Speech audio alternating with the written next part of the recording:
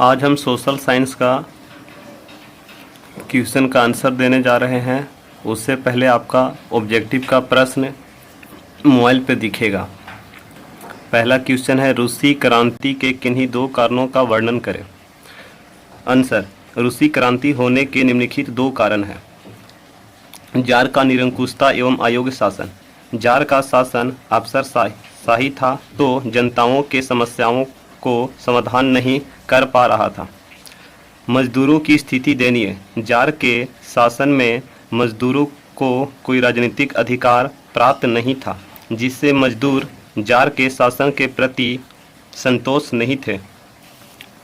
Question number 2, Bharat को सोने की चिड़िया क्यों कहा जाता था। आंसर, भारत पहले सूती कपड़े का प्रमुख उत्पादक तथा निर्यातक था। स्थल और जल दोनों मार्गों से भारत कपड़े और मसाले दुनिया के दूसरे भागों में पहुंचाते थे। वापसी में सोना चांदी जैसी कीमती धातुएं यूरोप से भारत पहुंचती थी, इसलिए भारत को सोने की चिड़िया कहा जाता था। क्वेश्चन नंबर 3, हो ची मी के बारे में संक्षिप्त में लिखें। हो ची मी 1917 ईस्वी को पेरिस में साम्यवादियों का एक गुट बनाया।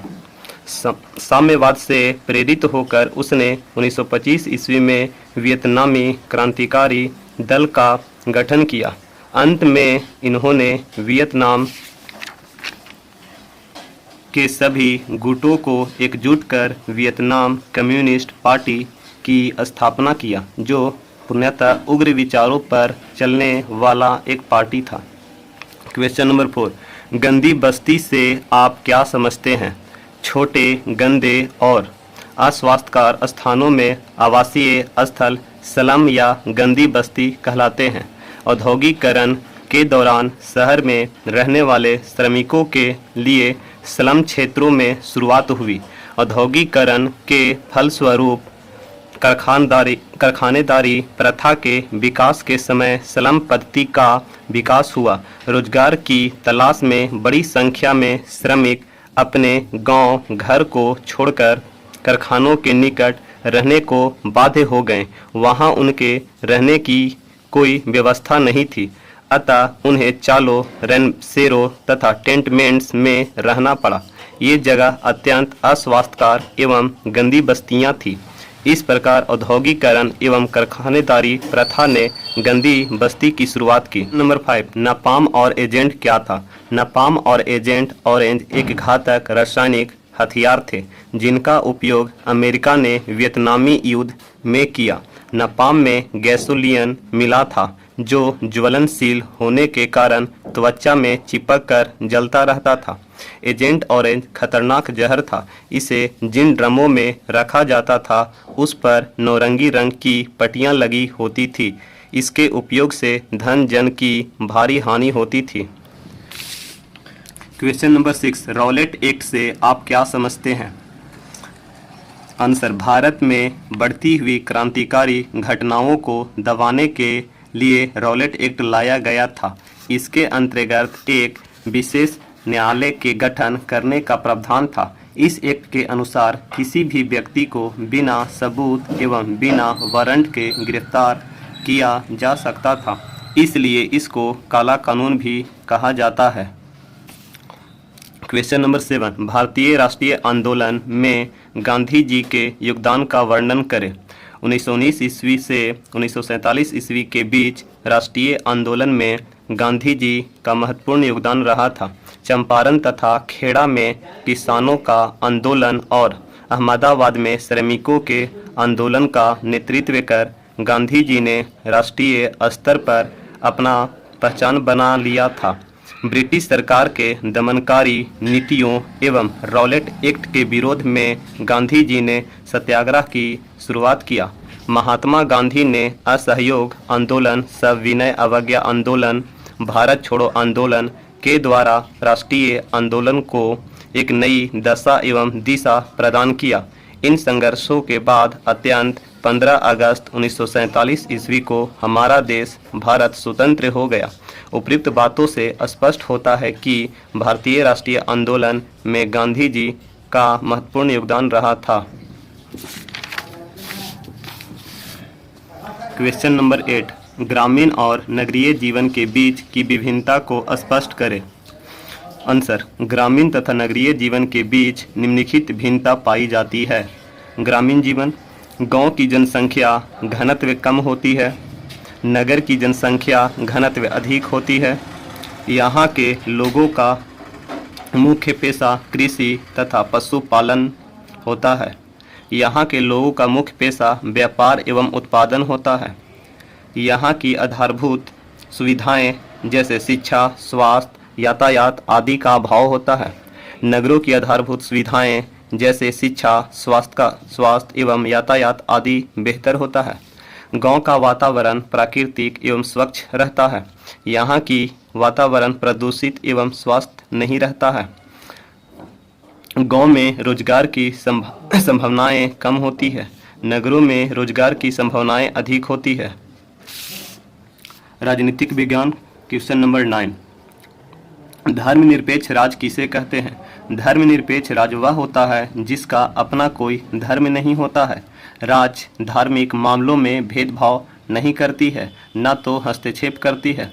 दूसरे शब्दों में, जिसमें सभी धर्मों को धार्मिक, सामाजिक तथा कानूनी पक्ष से समान दर्जा प्राप्त हो, उसे धर्मनिरपेक्ष राज्य कहते हैं। क्वेश्चन नंबर 10, गुप्त मतदान क्या है? मतदान की वैसी प्रक्रिया जिसमें किसी अन्य व्यक्ति को यह पता नहीं चलता है कि मतदान ने किसे अपना मत दिया, उसे गुप्त मतदान कहा जाता है।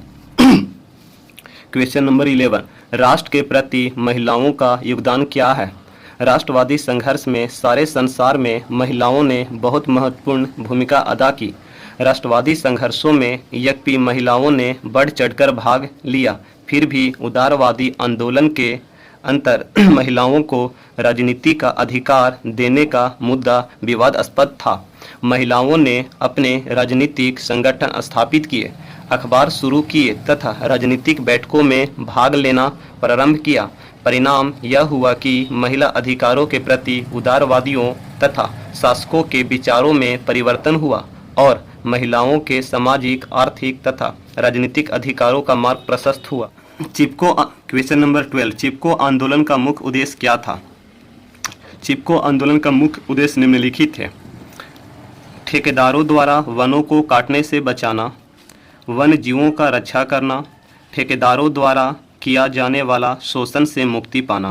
क्वेश्चन नंबर 13, नगर निगम के प्रमुख कार्यों को लिखें। नगर निगम के प्रमुख कार्य निम्नलिखित हैं। नगर क्षेत्र की नलियां, पेशाब खाना, शौचालय आदि निर्माण करना एवं उसकी देखभाल करना। नगरीय क्षेत्र में कूड़ा तथा गंदगी की सफाई करना। स्वच्छ पेयजल का प्रबंध करना। गलियों, पुलों तथा उद्यानों की सफाई एवं निर्माण करना। मनुष्यों तथा पशुओं के लिए चिकित्सा केंद्र की स्थापना करना एवं छुआछूत जैसी बीमारियों पर रोक लगाने का प्रयास करना। प्रारंभिक स्तरीय सरकारी विद्यालयों, पुस्तकालयों, अजायब घर की स्थापना तथा व्यवस्था करना। विभिन्न कल्याण केंद्रों जैसे मातृ केंद्र, शिशु केंद्र, वृद्धा आश्रम की स्थापना एवं देखभाल करना आदि। क्वेश्चन नंबर 15, मुद्रा के किन्हीं 3 प्रमुख कार्यों को बताएं। 14 नंबर बोला, लिखवे नहीं किए, हम बोले थे उसको। तो केंद्र और राज्य के संबंध पर कोई लिखा भी नहीं, आंसर इसका भी नहीं। खैर छोड़िए, रुकिए। Next question. क्वेश्चन नंबर 15, मुद्रा के किन्हीं 3 प्रमुख कार्यों को बताएं। विनिमय का माध्यम, किसी वस्तु को बेचने या खरीदने में मुद्रा माध्यम का कार्य करता है। मूल्य का मापक, किसी वस्तु के मूल्य को मुद्रा से मापते हैं। किस वस्तु का मूल्य कितना होना चाहिए। विलंबित भुगतान का मान, बहुत से आर्थिक क्रियाएं उधार पर होती है जिसका भुगतान विलंब से मुद्रा के माध्यम से किया जाता है। मूल्य का संचय, किसी वस्तु या सेवा को बेचकर प्राप्त मुद्रा का संचय लंबी अवधि तक किया जा सकता है। क्वेश्चन नंबर 16, सहकारिता से आप क्या समझते हैं। सहकारिता का अर्थ एक साथ मिलजुल कर काम करना। सहकारिता उस आर्थिक व्यवस्था या संगठन को कहते हैं जिसके अंतर्गत मनुष्य अपने आर्थिक उद्देश्यों को पूरा करने के लिए मिलजुल कर काम करते हैं। इस प्रकार हम यह कह सकते हैं कि दो या दो से अधिक व्यक्ति स्वेच्छा से मिलजुल कर समानता के आधार पर अपने आर्थिक हितों के लिए व्यापार करता है। क्वेश्चन नंबर 17, प्रति व्यक्ति आय क्या है?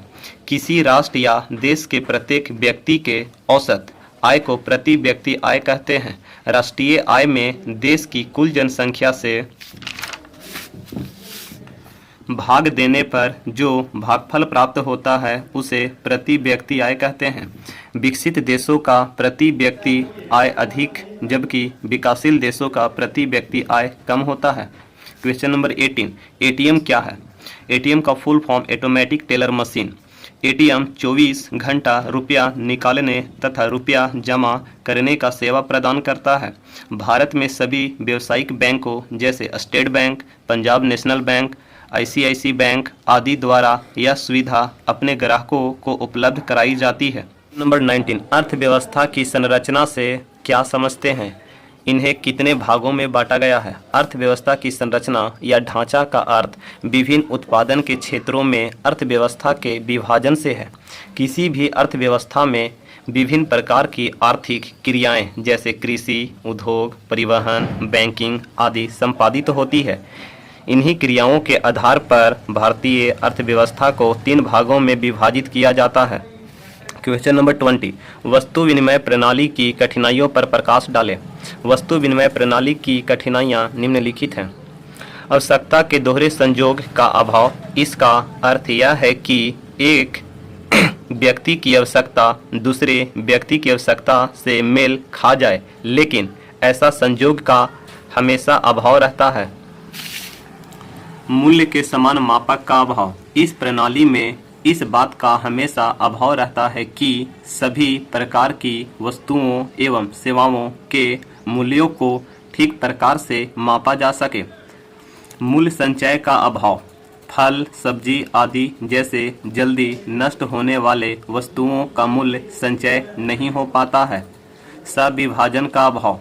कुछ वस्तुएं जैसे गाय, भैंस, पेड़ आदि का विभाजन करने पर इसका अस्तित्व खत्म हो जाता है।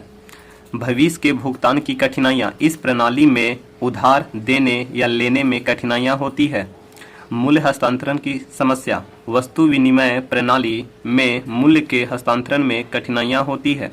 कठिनाइयाँ उस समय और अधिक बढ़ जाती है जब एक स्थान से दूसरे स्थान पर बसने से संपत्ति को बेचना बहुत कठिन होता है। भूगोल। क्वेश्चन नंबर 21, रबी और खरीफ फसल में अंतर स्पष्ट करें। यह फसल मानसून ऋतु के बाद शरद ऋतु के साथ शुरुआत होती है। यह फसल मानसून ऋतु के साथ आगमन के साथ ही शुरुआत होती है। इसकी मुख्य फसलें गेहूं, जौ, चना, सरसों और जैसे तिल निकालने के बीज आदि। इसकी प्रमुख फसलें धान, ज्वार, बाजरा, मक्का, कपास, पटसन और मूंगफली आदि। इन फसलों के पकने में अपेक्षाकृत अधिक समय लगता है। इन फसलों के पकने में कम समय लगता है। इन फसलों का प्रति हेक्टेयर उत्पादन अधिक होता है। इन फसलों का प्रति हेक्टेयर उत्पादन कम होता है। ये फसलें मार्च अप्रैल में काटी जाती है। ये फसलें सितंबर अक्टूबर में काटी जाती है। लोहा एवं इस्पात उद्योग को बुनियादी उद्योग क्यों कहा जाता है? किसी भी देश के बहुत सारे उद्योग जैसे भारी, हल्के और मध्यम वर्ग के उद्योग लोहे से बनी मशीनरी पर निर्भर करते हैं, अतः लौह इस्पात उद्योग को बुनियादी उद्योग कहते हैं। क्वेश्चन नंबर 23, हरित क्रांति से आप क्या समझते हैं? हरित क्रांति का संबंध कृषि से है। कृषि में उन्नत बीज, रासायनिक उर्वरक, कीटनाशक, दवाई आदि का प्रयोग एवं सिंचाई का उत्तम व्यवस्था से खाद्यान्नों के उत्पादन में काफ़ी वृद्धि हुई है। कृषि के क्षेत्र में उद्यानों की इस वृद्धि को हरित क्रांति के नाम से जाना जाता है। इस हरित क्रांति के फलस्वरूप खासकर गेहूं के उत्पादन में काफ़ी वृद्धि हुई है। क्वेश्चन नंबर 24, पेट्रोलियम से किन किन वस्तुओं का निर्माण होता है? गैसोलीन, डीजल, केरोसिन तेल, स्नेहक, पेट्रोल, कृत्रिम रेशा, कीटनाशी एवं अन्य दवाइयाँ, साबुन, प्लास्टिक आदि। क्वेश्चन नंबर 25, जल संसाधन के क्या उपयोग हैं, लिखें। जल संसाधन मानवीय जीवन में काफ़ी उपयोगी है, जिसे हम लोग निम्नलिखित रूपों में उपयोग करते हैं। घरेलू कार्यों में उपयोग, खेतों में सिंचाई के लिए उपयोग, विद्युत निर्माण परियोजना के लिए उपयोग, मछली पालन के लिए उपयोग, स्वच्छता, मलमूत्र विसर्जन आदि विभिन्न कार्यों में उपयोग। क्वेश्चन नंबर 26, खादर और बांगर में कोई 3 अंतर स्पष्ट करें। नई जलोढ़ मिट्टी को खादर कहलाती है, पुरानी जलोढ़ मिट्टी बांगर कहलाती है। इसमें मिट्टी के कण महीन होते हैं, इसमें मिट्टी के कण मोटे होते हैं। यह नदी के समीपवर्ती क्षेत्रों में मिलती है, यह नदी के दूरवर्ती क्षेत्रों में मिलती है। क्वेश्चन नंबर 27, भारत में सूती वस्त्र उद्योग के वितरण का वर्णन करें। सूती वस्त्र बनाने में भारत का एकाधिकार बहुत प्राचीन काल से चला आ रहा है, लेकिन आधुनिक पहली सूती मिल का स्थापना भारत में सन 1818 ईस्वी में कोलकाता के निकट फोर्ट ग्लास्टर नामक स्थान पर की गई थी, जो कुछ समय बाद ही बंद हो गया था। भारत में पहला सफल सूती वस्त्र मिल स्थापना 1850 ईस्वी में काबास जी नानाभाई डाबर ने लगाई और इसके बाद भारत में आधुनिक वस्त्र उद्योग का विकास होने लगा। सूती वस्त्र उद्योग आज भारत का सबसे विशाल उद्योग है। कृषि के बाद ये रोजगार प्रदान करने वाला दूसरा सबसे बड़ा क्षेत्र है। आज देश की अधिकांश मिलें महाराष्ट्र, गुजरात, पश्चिम बंगाल, उत्तर प्रदेश तथा तमिलनाडु में केंद्रित है। 2006 से 2007 के दौरान भारत में लगभग 1600 मिलें सूती एवं कृत्रिम वस्त्र बना रही थी। आपदा से आप क्या समझते हैं? प्राकृतिक आपदा या मानव जनित आपदा ऐसी घटनाएं हैं जिसके प्रकृति में घटित होने के फलस्वरूप अधिक संख्या में जान माल, प्राकृतिक संसाधनों आदि का क्षति होता है, जैसे भूकंप, बाढ़, सूखा, आतंकवाद, आगजनी आदि। क्वेश्चन नंबर 30, भूकंप और सुनामी के बीच 3 अंतर लिखें। जब पृथ्वी के भीतर से हलचल से धरातल पर कंपन उत्पन्न होता है तो इसे भूकंप कहते हैं। जब भूकंप सागरीय तल पर उत्पन्न होता है तो इसे सुनामी कहते हैं। इससे सागरीय जल तटीय क्षेत्रों की ओर तेज धारा के साथ बहने लगता है। भूकंप की स्थिति में भूकंप के कंपन से काफ़ी तबाही एवं जान माल का नुकसान होता है। सुनामी की स्थिति में जल का तेज बहाव से तटीय क्षेत्र में काफ़ी तबाही एवं जान माल का नुकसान होता है। क्वेश्चन नंबर 31, बाढ़ नियंत्रण के उपाय बताएं। बाढ़ नियंत्रण के उपाय निम्नलिखित हैं। नदी के किनारे बांधों का निर्माण कर इसे समय समय पर मरम्मत कर लेना चाहिए। इस नदी बांधों के ऊपर पेड़ पौधा लगाना चाहिए। विभिन्न नदियों को आपस में जोड़ने का काम करना चाहिए। बाढ़ प्रभावित क्षेत्रों का अध्ययन कर बांधों का सही समय पर जांच करते रहना आदि। क्वेश्चन नंबर 32, सुनामी से आप क्या समझते हैं? पृथ्वी के अंदर के हलचल से समुद्र तल पर उत्पन्न भूकंप को सुनामी कहते हैं, जिससे समुद्र का जल तटीय क्षेत्रों में तेज बहाव के साथ बहने लगता है, जिससे जान माल का काफ़ी नुकसान होता है। यह एक प्राकृतिक आपदा है। इसे रिएक्टर पैमाने से मापा जाता है।